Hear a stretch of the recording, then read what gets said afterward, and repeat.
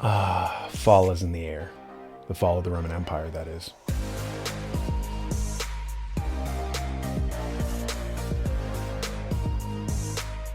A 100 years ago, Frederick C. Howe had a book entitled Confessions of a Monopolist. In it, he said, "This is the story of something for nothing, of making the other fellow pay."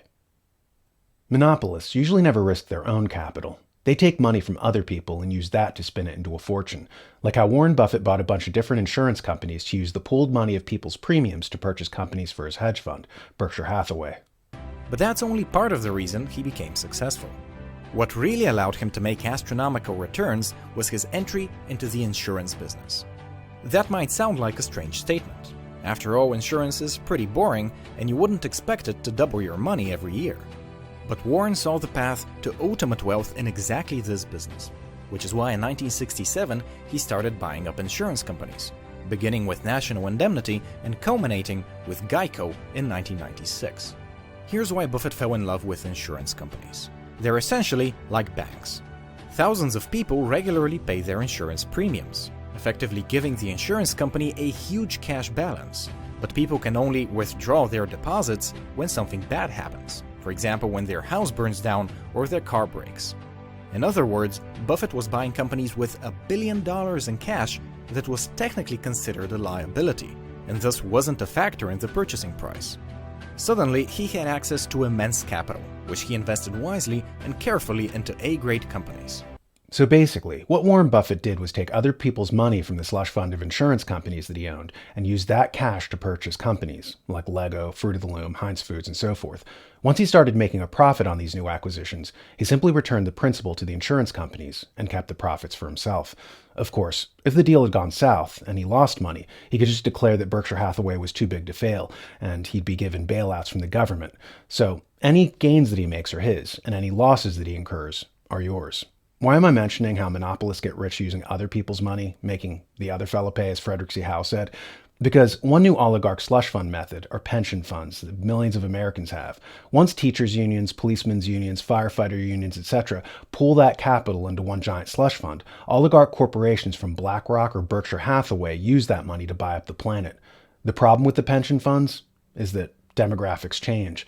Harry Dent talks about it in his book, The Demographic Cliff. Basically, the entry of the boomers into the economy represented a tidal wave of wealth as they bought new homes to start families, thus driving up the real estate industry. They also invested in 401ks and pension funds for retirement. They created a slush fund for Wall Street, which went on a drunken binge stealing from these pension funds to paper over diminishing productivity. Ellen Schultz writes about this in her book, Retirement Heist. She described how by law, companies were denied access to pension fund money, unless they merged with other companies, hence undergoing what they called a restructuring plan. This was the loophole that allowed them to dip into the funds. This is why we saw an unprecedented number of mergers and acquisitions over the last 30 years. A process of too big to fail happened, as 1 billion companies merged into a handful of powerful behemoths. In summation, the Gilded Age that happened at the turn of the 21st century was funded by these pension funds. The problem? As people age, they retire. Instead of paying into the fund, they draw down on it. The establishment always knew that the economy would hit a brick wall once this began to happen, as the demographics changed, as the boomers started to retire in the 2020s. Financial guru Martin Armstrong made an interesting remark about how when the boomers retire, the oligarchs are planning to replace the missing money with universal basic income. But I do think we're going into war. I mean, what they really need, what they think they need, I should say, is they need war as the excuse to cover up all the defaults of government debt in Europe.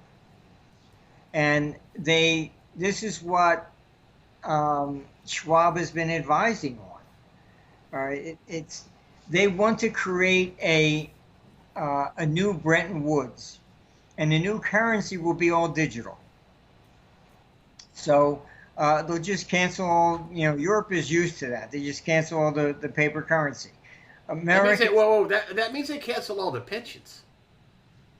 Yeah, I mean, this is what you're talking about with their guaranteed basic income, is to replace the pensions. What he's calling guaranteed basic income is what's more properly called universal basic income, and it's what's slated to happen after people realize that the pension funds have been raided and are worthless. England just found out about this about a week ago when their pension fund had a crisis and the Bank of England had to infuse £1.5 trillion into the system to keep it from defaulting. Now, before we get truly into it, let's just remind ourselves of Exeter's pyramid, because this is essentially what was happening this week. We've got Exeter's pyramid, which is a debt pyramid. We essentially live in a giant Ponzi scheme. There's all of this debt and there's not enough money to repay that debt. Now, that's fine so long as you can keep printing debt and keep growing the economy. But the problem is we are no longer growing the economy. We are entering a global recession. There is too much debt and not enough money to repay the debt. And the problem there is the only way that you can stop this Ponzi scheme from collapsing is to keep putting more money into it, keep putting more credit into it. The problem is if you've reached your limits of growth, then what happens? Then you have a debt collapse. You have people go bankrupt. And because of the interconnectedness of the financial system, there are all these counterparties. And if one person defaults, that leads to somebody else defaulting, and on and on and on it goes until eventually the whole system cascades down into a debt collapse. Now, this week, what happened in the UK was that trigger. It was one of those triggers to bring down the whole system. So take a look at Exeter's pyramid on the screen. You can see we've got all these different layers. And where the crisis began to unfold this week was on the very top layer, which was derivatives, and on the third layer, which was banks and pension funds, which are on the third layer. So what actually started to happen this week was the pension funds got some margin calls on a portion of their portfolios. Now, these pension funds hold the pensions of millions and millions of UK citizens. Now, I've been saying for a long time, those pensions are going to die. They are worthless already. The only thing you can do to save yourself is to get that money out now. Otherwise, if you leave it in there, they're going to zero. And that is what was going to happen this week. Believe it or not, what I've predicted was about to happen. And the way it happened was the pension funds are exposed to these things called derivatives. Now, I'm going to explain that more in today's show, so I won't go into it now. But essentially what was happening was this top layer and the third layer was starting to come collapsing down. It was going to bring down with it investment banks, then that would have brought down with it the commercial banking sector, and it was all going to come collapsing down. But what happened was we got to the government bonds level, which is where the government can step in and the central bank can step in, and that's exactly what they did. And they came in and they pumped money back up into the system. They pumped money in there in a certain way with quantitative easing. It's not quite money printing, it's purchasing government bonds. But the central bank came in and bought lots of government bonds and pushed that back into the system and essentially managed to avert the top layers from coming collapsing down. And that's exactly what was going to happen. But there are huge consequences to this. You can see if you go up 3 from the bottom, land, commodities, and then there's this level called paper currencies. And I put on my Exeter's pyramid that I created hyperinflation to backstop the system. And that is the stage that we have now arrived at. We are at the stage of backstopping the system by printing lots of money and doing unlimited quantitative easing. Note how we said that we live in a big Ponzi scheme. And Ponzi schemes require that money keep being pumped into them. Once the money stops, the pyramid collapses. The World Economic Forum's scheme for keeping endless printing is universal basic income.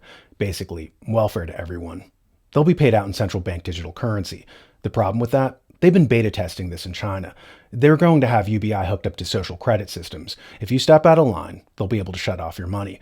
You'll starve effectively. But almost as troubling as that is the fact that the money that you have will just basically disappear. It has an expiration date. The Economic Times reported on this in their article. Digital currency, yuan comes with an expiry date.